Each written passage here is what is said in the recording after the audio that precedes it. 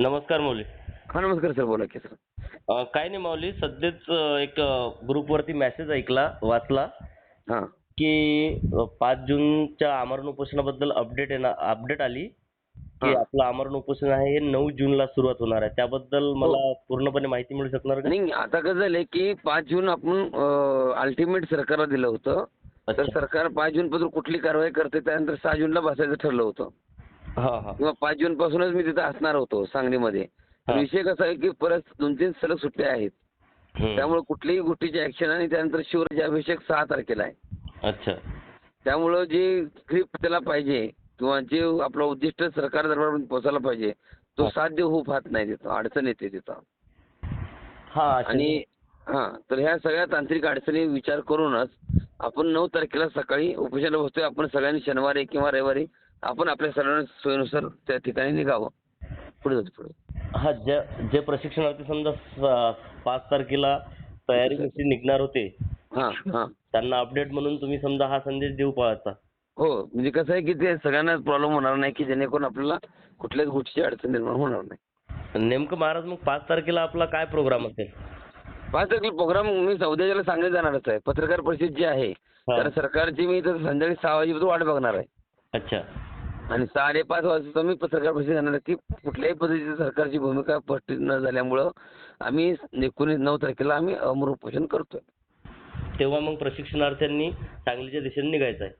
9 तारखेला उपोषणला बसतो डायरेक्ट. हा ना. डायरेक्ट तारीख डिक्लेरेशन तिथं. हा ना. कारण आता आपण तारीख डिक्लेरेशन अल्टिमेट दिले 5 तारखेपासून मागण्या मान्य नाही झाल्या तर अमर उपोषण करू असं आपण सरकारला सांगितलंय. हा, जर समजा मागण्यास 5 तारखेला काही तोडगा नाही निघाला तर सर्व प्रशिक्षणार्थी सांगलीच्या दिशेने रवाना होण्यासाठी म्हणजे चालतील आपल्याला. तर काय अडचण नाही. म्हणजे 5 तारखेपासून मागण्या मान्य नाही झाल्या तर आपण लगेच 9 तारखेला आपण सरळ सुट्टी आहेत ना सर. हो, हो, बरोबर आहे ना. शनिवार, रविवार आहे, बकरीद आहे, शिवराज्य. त्यामुळे त्या सगळ्या गोष्टी आपली माणसं पण काय त्यामध्ये सगळ्याच ह्याच्या इथल्या मंडळी आहेत. त्यामुळे ते सगळ्यांना सोयीस्कर झालं पाहिजे अशा दृष्टिकोनातून आपला प्रयत्न आहे. नाही, नाही, आपला निर्णय योग्य आहे महाराज. कारण की प्रशिक्षणार्थी एवढे लांबून येणार आहेत आणि सलग हां. सुट्ट्यामुळे तिथं तात्काळच बसवत राहणं हे सुद्धा आपल्याला योग्य वाटणार नाही. नाही, ते ह्याच गोष्टी खूप महत्त्वाच्या आहेत. त्यामुळे आपल्याला सगळ्याच गोष्टी अनुकूल होणं गरजेचं आहे. त्यामुळे आपण ह्या गोष्टीचा निर्णय घेतोय.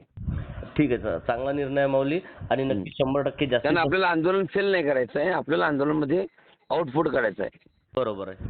हा विषय आपला मेन आहे त्यातला. नक्कीच महाराज. नुसता दिखावासाठी आपण आंदोलन नाही करणार तर पूर्ण ताकदीनिशी आपण हे करणार. चालेल माऊली. हां 5 तारखेच्या संध्याकाळी आम्ही पत्रकार परिषदेची आमची वाट पाहू. हां सरकार काय निर्णय घेते आणि 9 तारखेसाठी सर्व महाराष्ट्रातील प्रशिक्षणार्थी हे सांगलीच्या दिशेने रवाना होतील आणि हां हजारोच्या संख्येने आपल्या आमरण उपोषणाला तिथं हां. सर्व प्रशिक्षणार्थी आपला पाठिंबा व आपल्या मागण्या मान्य करून घेण्यासाठी खंबीरपणे आपलं आंदोलन मागण्या मान्य होईस्तोवर आपण हां.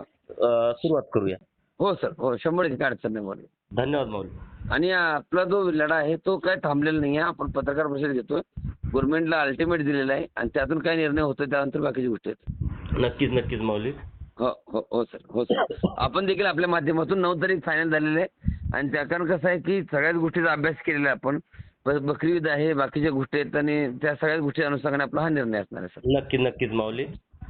हो सर. हा निर्णय सर्व प्रशिक्षणांना जास्तीत जास्त पोहोचला पाहिजे हाच प्रयत्न आपला असेल. हो प्रयत्न करा सर 100%. Okay sir. ओके.